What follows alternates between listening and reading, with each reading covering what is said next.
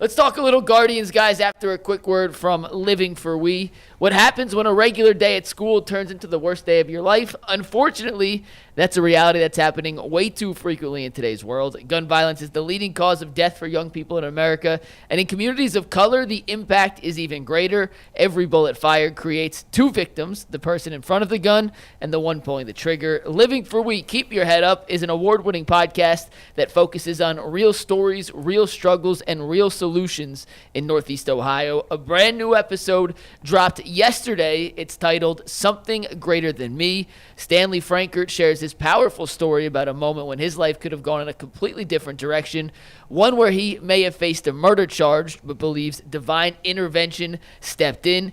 You can listen to Living for We wherever you get your podcast or watch the video version on IdeaStream's YouTube channel. Learn more at ideastream.com/podcast/livingforwe. Subscribe today to Living for We on Apple, Spotify, YouTube, or wherever you get your podcasts. This is really, in my opinion, one of the best sponsors that we have. Anytime that you can highlight, the impact of gun violence, especially in the inner city here in Cleveland, where the murder rate is always one of the top in the entire country, I think that's dope. Every time I hear that read and they talk about, it impacts the person on both sides of the gun, I think you need to understand that it's expanded. It impacts those families. A lot of these people have kids and mothers and fathers that they leave behind to mourn their loss and things like that. So if you all have not checked out the Living for We podcast, I really, really encourage you to do so if that's the type of content that you want to consume, so that you can too help make a difference in being part of the change. Well said, Earl. Let's talk a little Guards now, guys. Opening day is tomorrow. Cleveland in Kansas City taking on their AL Central foe, the Kansas City Royals. But last year, we made some bold predictions before the season, and all of our baseball so-called experts swung and missed on their bold predictions. But Tyvis, our baseball know-nothing, nailed it. So we're going to go around. None of us are the insiders of baseball like Bull, Jason, and JR, so we're going to do our best to give you guys some bold predictions that are sure to come true, because we may not know ball, but we're better at making bold predictions than the ones that do. G, you start us off. We'll go around the horn. I'll wrap it up. You're up first, G. So, yeah, listen, I've been very critical of the Guardians this offseason. I didn't understand a lot of the moves that they're making. And I always joke with our baseball experts, it seems like it doesn't matter what they do in the offseason, their prognosis is all the same. Bull always picks him to be in first place. Jay usually follows suit somewhere along the way. And Jason Lloyd says, Gabby Arias is coming along, and we don't see much of him. This year, I'll give the Guardians credit. For the most part, they're the most consistent team in town. They have the least amount of resources. They have to drum up the most, fanfare, because people – don't really, get down there as much as they could possibly with a team that wins that much. But this year, I think it catches up with them. I think it catches up with them for the simple fact that, their pitching staff is at a point right now where the bullpen, yes, is great, but look at that starting rotation. They just named Logan Allen the starter. Lively's in the rotation. Gavin Williams is yet to give me the Gavin Williams treatment that I think he should be throwing the baseball with. And Tanner Bobby just got the bag, and I've been a big fan of Bobby. But when I look at the rotation, McKenzie starting off in the bullpen, Ortiz is the guy that they got in the trade for Jimenez and Naylor. And so for me, I look at it, no Naylor, you got the wrong Naylor. You got Bo. you let Josh go. That was a 30-plus home run bat that you're looking at. I need to see Carl Manzardo play a lot more. I do like Nolan Jones. I like the fact that they went and got him. And I do like Lane Thomas. But for me, I look at the division. I look at the Minnesota Twins that always seem to be in the division. The Royals look like they're ready to go. Tigers made a little uptick last year. I have a surprisingly down year for the Guardians. I got them coming in fourth place. Boo. I got them coming in fourth place ahead of the White Sox. Boo. It'll be competitive. It won't be a situation where they're bringing up the rear that bad, but I think I got them at maybe 82 wins, maybe 82, 81 wins. Man, negative Nancy today. Huh? Hey, listen, I didn't like the moves. They brought Carlos Santana back. He owed us me. I watched him play in high school, college, and I'm 43. Bro, I saw him have his first major league hit. I was in attendance. That's crazy, right?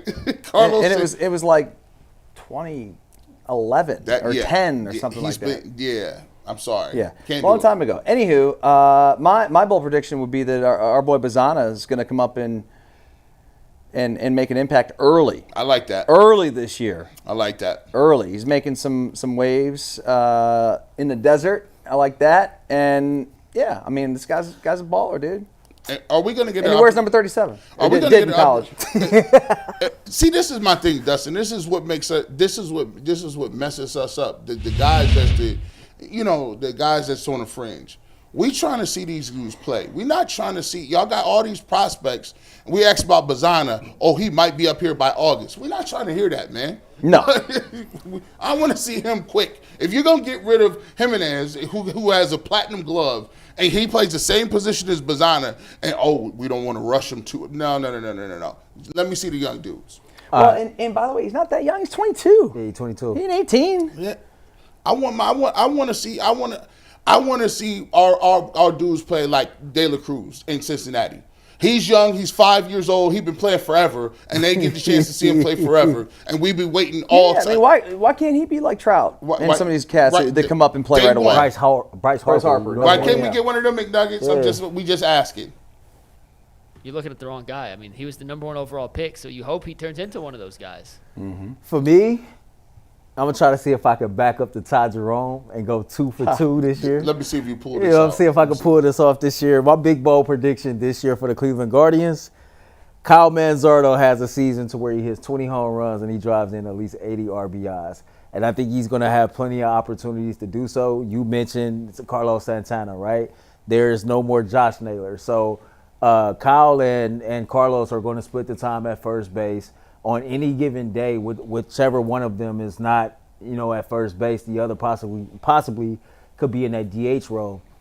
And I think that, with Ramirez and the other guys in the lineup, I think he's going to have his opportunities to drive in some RBIs. And, again, with the guys that's batting ahead of him, he's going to be pitched to. And so he's going to have to take advantage of that. I think you get the rookie season out the way. You come into this season right here, your confidence might be a little bit higher. You already know you are in the fold to play a major role this season for this team.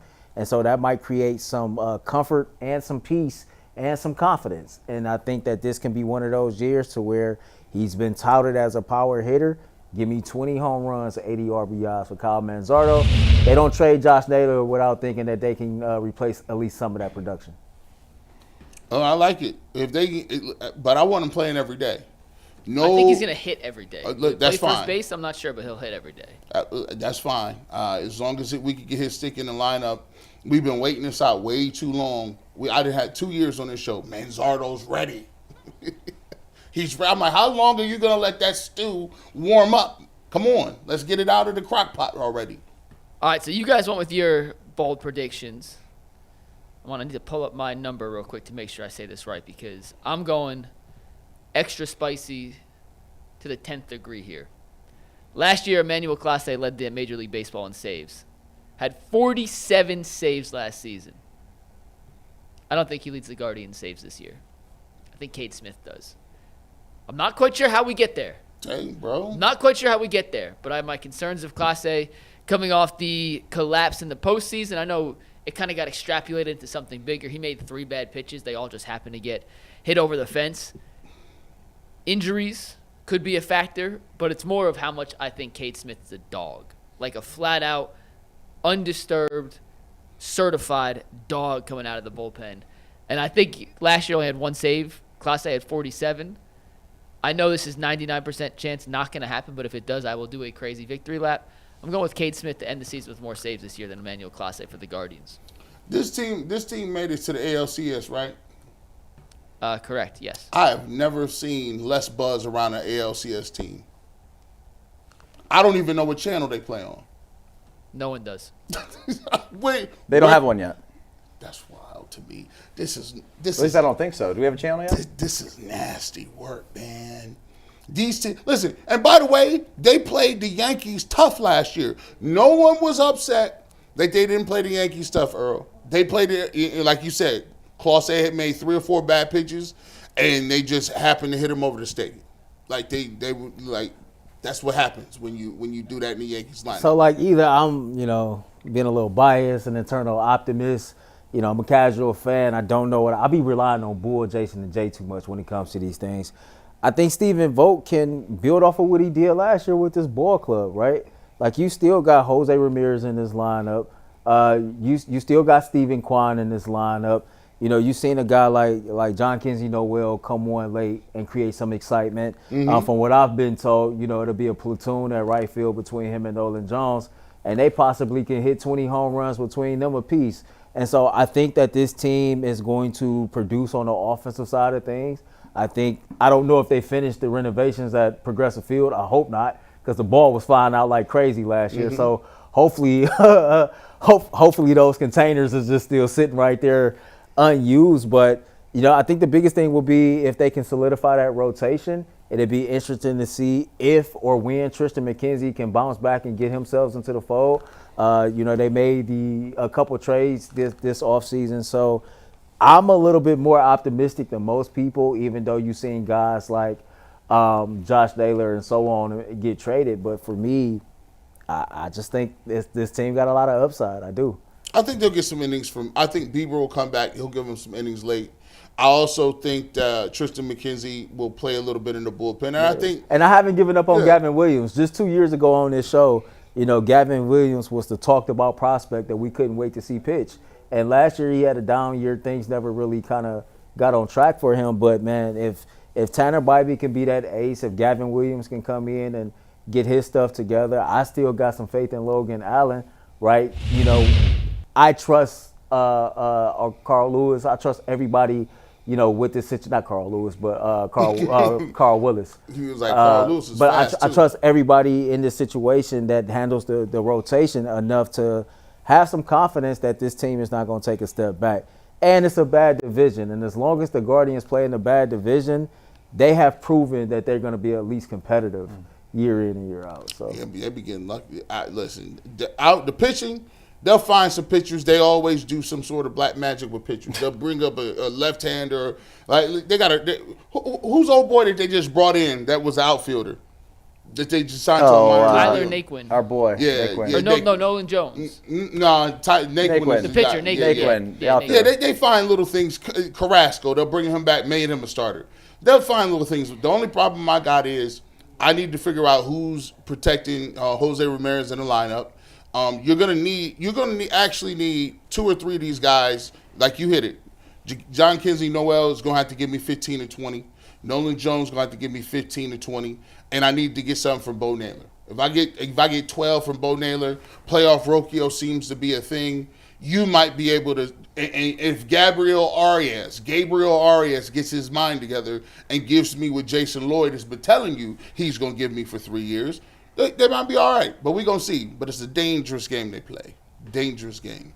We got Bo back in tomorrow. We will do a full breakdown of the Guardians season opener coming up on tomorrow's show, so make sure you guys tune in. One of the bold predictions has to be, or we hope is going to come true, so we'll track that as the season goes on. We're going to wrap up today's show.